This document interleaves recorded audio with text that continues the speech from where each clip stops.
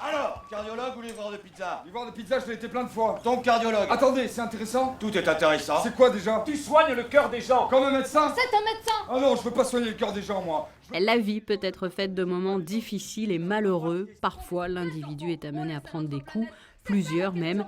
C'est en tout cas de cet aspect que la pièce Boxons traitait. Devant les spectateurs, les comédiens ont soulevé plusieurs interrogations. Jusqu'où pouvons-nous accepter l'inacceptable? Qu'est-on prêt à offrir de soi?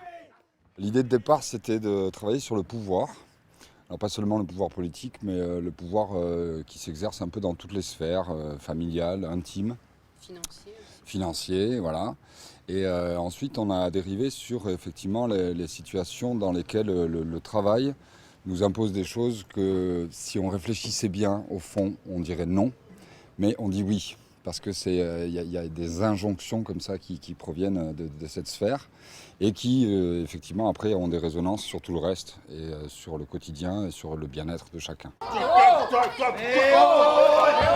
tu viens, toi? Du boulot. À cette heure-ci? En tant que patron de boîte, fallait bien que je ferme. Boîte de quoi? De nuit. Encore? Toujours les mêmes qui ont le meilleur truc. Numéro? 15C7. Non, 15B7. 40B15. Non, attendez. Ton bras. Et pour ces comédiens, il ne s'agissait pas d'une première ici au Fort Antoine. Une histoire les lie à ce lieu depuis maintenant plusieurs années. Pelote de laine.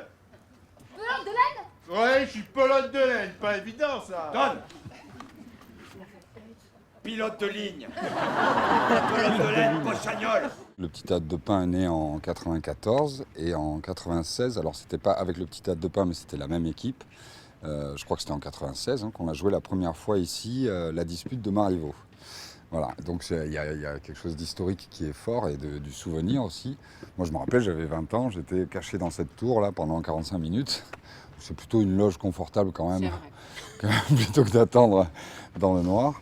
Voilà, et il se trouve qu'on est revenu assez fréquemment. Je crois que c'est la 7e fois qu'on revient ici à Monaco. Donc c'est drôle parce que c'est pas un endroit où moi je serais venu comme ça en vacances ou même par curiosité. Mais il y a un attachement véritable aujourd'hui.